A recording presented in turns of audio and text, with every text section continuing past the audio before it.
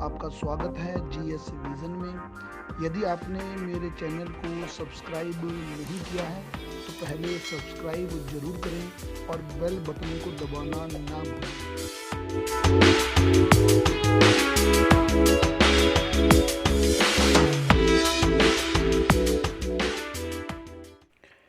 Hello दोस्तों, मैं हूं अरविंदर। मैं उम्मीद करता हूं आप सभी स्वस्थ होंगे। आज हम बात करेंगे कि भारत और चीन के बीच अब कौन सा विवाद गरमाया है। मई महीने में 2 बार दोनों की फौज आपस में छोटी मोटी झड़प कर चुकी है। इसके पीछे मुख्य कारण क्या है? इसके पीछे दो मुख्य कारण हैं। जो लगभग 10 मई के आसपास रीज़न था वो था नाकुला। यहाँ पर सिक्किम में एक जगह पड़ती है नाकुला।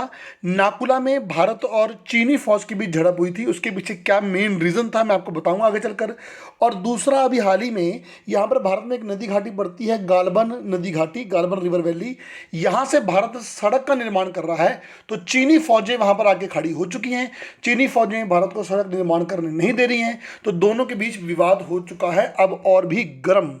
तो इनके पीछे मुख्य कारण क्या है, तो उस पर चर्चा करते हैं। सबसे पहले एक बात जानिए कि चीन जो है, चीन की एक आदत है कि चीन अपने पड़ोसियों से लड़ता रहता है। तो अगर देखें, चीन दुनिया का एक ऐसा देश है जिसकी सीमा सर्वाधिक देशों से लगती है। चीन की सीमा कुल 14 देशों को स्पर्श करती है, जिसमें से अधिकांश देशों के साथ इसके विवाद चलते हैं। जैसे अभी हाल ही में जापान का एक द्वीप था सेनकाकू आइलैंड, वहाँ पर अभी चीन ने घुसपैठ की थी 8 मई को। 10 मई को नाकुला में डिस्प्यूट हुआ। अभी रिसेंटली जो है वो गालबान में डिस्प्यूट हो गया। तो मतलब साफ है कि चीन जो है लगातार घुसपैठ कर रहा है। और इसके बाद नाकुला हो गया, इसके बाद गालबन रिवर वैली हो गई, इसके बाद यहाँ पर देश है ताइवान। ताइवान में भी चीन लगातार घुसपैठ करता रहता है। इसके अलावा यहाँ पर साउथ चाइना सी है, दक्षिणी चीन सागर।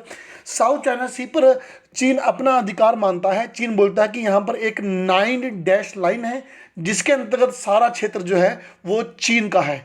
आपको बता दूं कि साउथ चाइना सी विश्व में सर्वाधिक खनिज संसाधनों यानी कि पेट्रोलियम संसाधनों का स्टॉक होने वाला जो सागर कहलाता है। तो इसलिए ये बहुत महत्वपूर्ण है, सबकी नज़र इस पर बनी हुई है। तो फिलहाल चीन की आदत है, कभी जापान में प्रॉब्लम, कभी इंडिया में प्रॉब्लम, कभी ताइवान में प्रॉब्लम, कभी वियतनाम में प्रॉब्लम। इसके पीछे मुख्य कारण क्या है? इसके पीछे मुख्य कारण ये है कि जो देखिए चीन है, चीन पर ये आरोप लग रहे हैं कि कोरोना वायरस को बनाया गया है वो चीन ने बनाया है। या कुछ देश आरोप ये लगा रहे हैं कि कोरोना वायरस के बारे में जानकारी जो है वो चीन ने छुपाई है। इसके बारे में अमेरिका के बयान हर रोज आते हैं। ऑस्ट्रेलिया ने बयान भी दिए। तो ये भारत और जापान के बयान बहुत मायने रखेंगे, क्योंकि भारत और जापान ने भी कोई ऐसा बयान नहीं दिया है, खासकर भारत ने। तो चीन इन दोनों देशों की सीमा पर घुसपैठ कर कर इनका ध्यान यहाँ भटकाना चाहता है, ताकि ये दोनों में से कोई भी देश चीन विरोधी बयान ना दे। इसके अलावा एक और कारण जानिए कि चीन जो है, चीन ने 1950 में 1950 में ये जो आपका क्षेत्र पड़ता है तिब्बत का, तिब्बत क्षेत्र पर अधिकार किया था। और तिब्बत के बारे में चीन का कहना यह है कि तिब्बत जो है वो एक हथेली है। तिब्बत एक हथेली है और हथेली में 5 उंगलियां होती हैं। तो चीन का मानना यह है कि तिब्बत हथेली है, इसके अलावा हम इसकी 5 उंगलियां और प्राप्त करेंगे, जिनमें से लद्दाख होगा, जिसमें से नेपाल होगा, सिक्किम होगा, भूटान होगा और अरुणाचल होगा। यानी कि तिब्बत को चीन हथेली मानता है और उसके साथ लद्दाख, नेपाल, सिक्किम, भूटान और अरुणाचल को ये 5 उंगलियां मानता है। और इनको प्राप्त करने के लिए चीन लगातार आए दिन जो है वो घुसपैठ करता रहता है, और इसलिए दोनों के बीच बॉर्डर डिस्प्यूट चल रहा है। अगर विस्तार में बात करें तो जो अभी रिसेंटली बॉर्डर डिस्प्यूट हुआ उसके पीछे मेन रीज़न क्या है, तो रिसेंटली जो डिस्प्यूट हुआ उसके पीछे मेन रीज़न सबसे पहले जानिए कि यहाँ पर नीचे एक लेक है, पैंगोंग लेक, पैंगोंग झील। पैंगोंग झील लगभग 135 किलोमीटर लंबी है, 135, और जिसका लगभग 90 किलोमीटर पार्ट तिब्बत में पड़ता है, 90 किलोमीटर, और 45 किलोमीटर भाग जो है वो भारत में पड़ता है।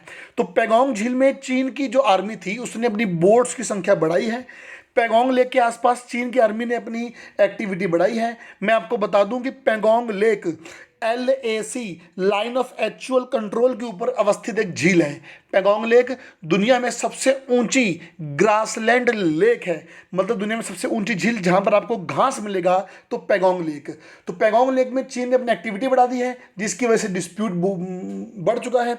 चीन ने एक्टिविटी की बढ़ाई है क्योंकि भारत, यहाँ पर आपको दिख रहा होगा गालबन, भारत इस रीजन में गालबन रिवर में यहाँ से लेकर काराकोरम तक एक सड़क का निर्माण कर रहा है, जिसे नाम दिया गया है दौलत बेग ओल्दी सड़क। दौलत बेग ओल्दी एक एयरपोर्ट है भारत का जो काराकोरम पास के पास पड़ता है। सड़क दौलत बेग ओल्दी से होकर जा रही है, इसलिए इस सड़क का जो नाम है वो दौलत बेग ओल्दी रखा गया है। इसके पीछे जैसे ही भारत सड़क निर्माण शुरू करता है वैसे चीन की एक्टिविटी यहाँ बढ़ जाती है। गालबन नदी है, गालबन नदी के किनारे चीन ने लगभग 80 टेंट लगा दिए हैं और पेगोंग लेक में चीन ने अपनी एक्टिविटी हर प्रकार से बढ़ा दी है। अब भारत ऐसा क्यों कर रहा है? भारत के ऐसा करने के पीछे दो रीज़न हैं। नंबर वन, जब 1962 में भारत चीन युद्ध हुआ था तो ध्यान रखिए, भारत में सबसे बड़ा आक्रमण जो चीन का हुआ था वो गालबन नदी घाटी से ही हुआ था। तो गालबन रिवर वैली से सबसे बड़ा अटैक यहीं से होता है, जिससे भारत को काफ़ी नुकसान भी हुआ था। तो भारत में सबसे बड़ा आक्रमण गालबन नदी घाटी से होता है। भविष्य में ऐसा ना हो इसलिए गालबन नदी घाटी को भारत विकसित करना चाहता है, और ताकि भविष्य में चीन ऐसा आक्रमण ना करे उसके लिए तैयार रहना चाहता है। दूसरा जो इसके पीछे रीज़न है मेन, वो ये रीज़न है कि अभी रिसेंटली जो चीन और पाकिस्तान के बीच CPEC तैयार हुआ है। CPEC बोले तो China Pakistan economic corridor. China Pakistan economic corridor Gwadar port तक जाता है पाकिस्तान के, और ये चीन से आता है। और अगर इसको हम देखें तो ये जो है ये काराकोरम दर्रे से होकर जाता है, और काराकोरम दर्रा जो है ये POK का पार्ट है। POK तो भारत ने पहले ही बोला था कि POK जो है वो हमारा है, और चीन इस विवादित स्थान से सड़क तो बना रहा है, लेकिन चीन ने एक नहीं सुनी। चीन ने दादागिरी दिखाई, चीन ने यहाँ पे सड़क बना दी। अब भारत गालबन नदी घाटी में सड़क बना के जो ये है वो सीधा इस रोड को ब्लॉक करना चाहता है, ताकि भारत चाह रहा कि हम भी यहाँ पहुँचें और भविष्य में इस रोड को जो CPEC है हम भी इसको लगातार ब्लॉक करते जाएं। तो फिलहाल डिस्प्यूट जो करंट में है वो पेगोंग लेक और गालबन रिवर वैली को लेकर हुआ है, जिसके पीछे भारत के दो उद्देश्य थे बनाने के पीछे, कि 1962 जैसा आक्रमण दोबारा ना हो, और दूसरा CPEC को ब्लॉक करने के लिए भारत इस प्रकार से कदम उठा रहा है। जिसके बाद चीन ने पेगोंग लेक और गालबन जो नदी घाटी है वहाँ पर अपने सैनिकों की संख्या बढ़ा दी है। तनाव इनके बीच बहुत बढ़ चुका है। इससे पहले नाकुला में तनाव हुआ था, नाकुला डिस्प्यूट क्या था मैं अभी वहाँ पहुँचूंगा, अभी आपको बताऊंगा। इसके अलावा अगर जम्मू कश्मीर की बात चलें तो हिमाचल और उत्तराखंड से भी चीन की सीमाएं लगती हैं। तो हिमाचल में एक पास है सिपकिला पास, सिपकिला दर्रा। सतलज नदी, सतलज रिवर ने इस दर्रे का निर्माण किया है। सिपकिला पास एक ऐसा पास है जहाँ से हिमाचल से तिब्बत जाने के लिए एक मोटरेबल रोड है, यानी कि जहाँ गाड़ियाँ चल सकती हैं, एक ऐसी रोड बनी है, इसलिए सिपकिला को मोटरेबल पास भी कहते हैं। इसके अलावा उत्तराखंड में अनेक दर्रे हैं। 3 डिस्ट्रिक्ट उत्तराखंड के जो है वो चाइना को स्पर्श करते हैं, उनमें से उत्तरकाशी, चमोली और पिथौरागढ़, ये 3 हैं। और यहाँ पर अनेक दर्रे हैं, लेकिन फेमस दर्रा है नीति पास, यानी कि नीति दर्रा। देखिए 1962 तक कैलाश मानसरोवर यात्रा नीति दर्रा और लिपुलेख दर्रा दोनों से होती थी। 1962 के बाद जब युद्ध हुआ था उसके बाद नीति दर्रा को नहीं खोला गया। इसके अलावा माणा पास भी है, बिल्कुल बॉर्डर पर है, जिसे भारत का अंतिम गांव भी कहते हैं। और वर्ल्ड का हाईएस्ट मोटरेबल पास भी कौन सा है? माणा पास है। और इसके बाद पिथौरागढ़ में एक दर्रा है लिपुलेख पास। लिपुलेख पास कैलाश मानसरोवर यात्रा के लिए फेमस है। 2019 में लिपुलेख को लेकर समझौता हुआ था, जिसके बाद नेपाल थोड़ा नाराज चल रहा है। मतलब जम्मू कश्मीर के साथ साथ हिमाचल और उत्तराखंड से भी चीन की बाउंड्री लगती है यहाँ पर जो फेमस पास मैंने आपको बताए। लेकिन सबसे महत्वपूर्ण है सिक्किम में। अब जानिए सिक्किम में क्या है डिस्प्यूट की वजह। और सिक्किम में इसी मई के महीने में 10 मई के आसपास क्या हुआ था कि यहाँ पर एक पास पड़ता है नाकुला पास। इस पास का नाम है नाकुला पास, याद रखिए। नाकुला पास जो है वो सिक्किम यानी कि इंडिया और तिब्बत के बीच पड़ता है। देखिए तिब्बत की ओर से यहाँ आना बड़ा आसान है, लेकिन भारत की ओर से यहाँ जाना थोड़ा मुश्किल है। जब ठंड बढ़ती है तो भारतीय फौजें थोड़ा पीछे हटती हैं। जैसे भारतीय फौजें पीछे हटती हैं, चीनी फौजें आगे बढ़कर अपने तंबू गाड़ देती हैं, अपने टेंट लगा देती हैं, क्योंकि इस क्षेत्र में सीमा पूर्णतः क्लियर नहीं है। डिफाइन नहीं की गई है, तो चीनी फौजें आगे बढ़ के अपने टेंट को लगा देती है। इसी महीने ऐसा ही हुआ था कि भारतीय फौजें थोड़ा सा पीछे हटी तो चीनी फौजें आगे बढ़ गई। लगभग दोनों तरफ से 150 सैनिकों के बीच झगड़ा हो गया। झगड़े में एक दूसरे के ऊपर हाथ भी चलाए गए, जिसमें 11 चीनी सैनिक घायल हुए और 4 भारतीय सैनिक घायल हुए। तो ध्यान रखिए, नाकुला पास बड़ा फेमस हो चुका है सिक्किम और चाइना के बीच, आपसे पूछेगा। इसके अलावा एक और पास है, मिलेगा आपको नाथुला पास, नाथुला दर्रा। कैलाश मानसरोवर यात्रा के लिए दूसरा रूट जो है वो नाथुला पास है। फिलहाल इसे बंद किया गया है। नाथुला पास जो है वहां से आप सिक्किम से चुम्बी घाटी जा सकते हैं। याद रखिए, सवाल अनेक बार बना है कि नाथुला पास किसको किससे जोड़ता है। सिक्किम को तिब्बत की चुम्बी घाटी, चुम्बी रिवर वैली से जोड़ता है। नाथुला को लेके कहानी बताऊं तो 1962 में भारत और चीन का युद्ध हुआ था। 1967 में 1967 में 11 सितंबर को एक और लड़ाई हुई थी नाथुला में, जबकि इसे युद्ध नहीं माना गया, इसको छोटा सा डिस्प्यूट माना गया था। यहां पर नाथुला पास में दोनों फौजों के बीच भयानक लड़ाई हुई थी। इस लड़ाई में लगभग 88 भारतीय जवान शहीद हुए थे और 400 चीनी फौजी मारे गए थे। तो याद रखिए, 1967 नाथुला में भी एक लड़ाई हुई है जिसको आप सभी नहीं जानते हैं। आप सभी सिर्फ इंडो चाइना बैटल को जानते हैं, लेकिन एक बैटल और भी था 1967 में। इसके ऊपर एक वाटरशीट 1967 India's forgotten victory over China, मतलब ये किताब निकली है, बहुत फेमस किताब है। आपसे पूछी जाए तो किताब किसने लिखी है, तो जरूर सर्च कीजिए, इस किताब को पढ़िए, इस किताब में क्या क्या बोला गया है।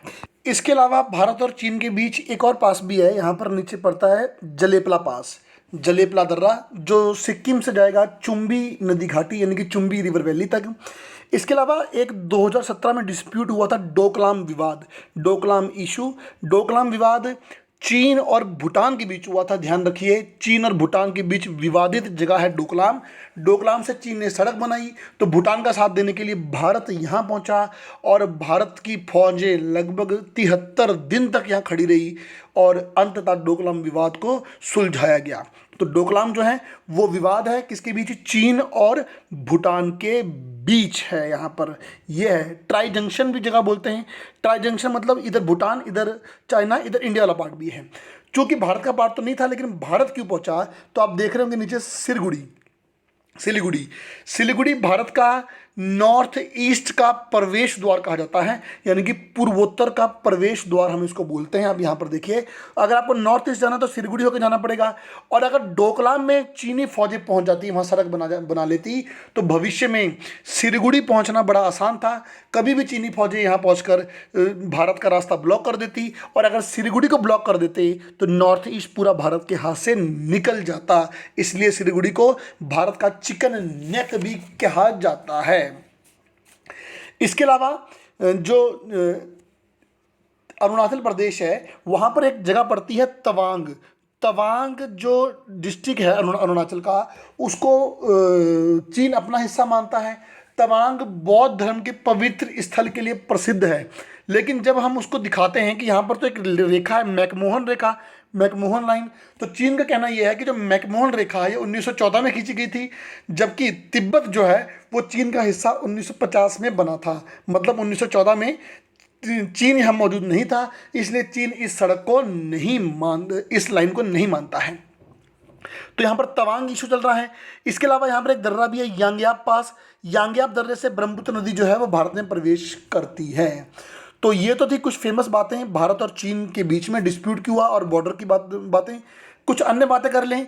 जो तिब्बत का पठार है चीन में, वो फेमस है। 3 हमारी नदियां वहाँ से निकलती हैं, सिंधु, सतलज और यारलुंग जांगपो यानी कि ब्रह्मपुत्र नदी। तो ये नदियां हमारी वहाँ से आती हैं, इसलिए तिब्बत का पठार हमारे लिए फेमस है। चीन के साथ हमारे रणनीतिक संबंध भी बहुत महत्वपूर्ण हैं। इसके अलावा 29 अप्रैल 1954 को दोनों देशों के बीच एक समझौता हुआ था, पंचशील समझौता, पंचशील एग्रीमेंट, जो नेहरू और चाउ एन लाई के बीच हुआ था, चाउ एन लाई के बीच। इसके अलावा एक और बहुत ही फेमस बात है कि इसको बोलते हैं स्ट्रिंग ऑफ पेल्स यानी कि मोतियों की माला। मोतियों की माला। बहुत सवाल बना है कि मोतियों की माला का संबंध किससे है, इंडियन ओशियन से। क्या है, इंडियन ओशियन में चाइना अपने कुछ बंदरगाह डेवलप कर रहा है ताकि भारत को घेर सके। जैसे देखिए, यहाँ मलक्का स्टेट पहुंच चुका है, यहाँ म्यांमार जो है म्यांमार में पहुंच चुका है, सितवे पोर्ट डेवलप कर दिया है। इधर बांग्लादेश में चितगांव पोर्ट चाइना ने डेवलप किया है। इधर श्रीलंका में हम्बनटोटा, मालदीव में पहुंच चुका है। पाकिस्तान का ग्वादर, ओमान का पोर्ट, जिबूती, केन्या, तंजानिया, सशेल्स, ये जितने भी क्षेत्र हैं यहाँ पर चीन ने एक एक पोर्ट डेवलप कर दिया है और उसके बदले चीन की फौजें यहाँ पर तैनात हैं। तो मतलब साफ है कि चीन की प्लानिंग है, ऊपर से तो भारत को घेरा ही घेरा है, इधर से भी भारत को घेर ले। इसको मोतियों की माला या स्ट्रिंग ऑफ पर्ल्स भी कहते हैं। तो मतलब एक और डिस्प्यूट है इंडियन ओशन में, स्ट्रिंग ऑफ पर्ल्स यानी कि मोतियों की माला। एक और बात ध्यान रखिए, दोनों देशों के बीच एक और डिस्प्यूट है नथी वीज़ा। नथी वीज़ा बोले तो स्टाम्प वीज़ा। भारत चीन पर आरोप लगाता है कि भारत की जो चीन है वो स्टाम्प वीज़ा देता है। स्टाम्प वीज़ा क्या है कि चीन ने क्या किया है कि जो लद्दाख और अरुणाचल के लोग हैं इनको स्टाम्प वीज़ा की सुविधा दी है। स्टाम्प वीज़ा क्या होता है कि जब कभी आप किसी देश में जाते हैं तो वहाँ पर जो इमिग्रेशन ऑफिसर होता है वो आपके पासपोर्ट के ऊपर लिखता है कि आप इस देश में कब आए और आपके आने का उद्देश्य क्या था।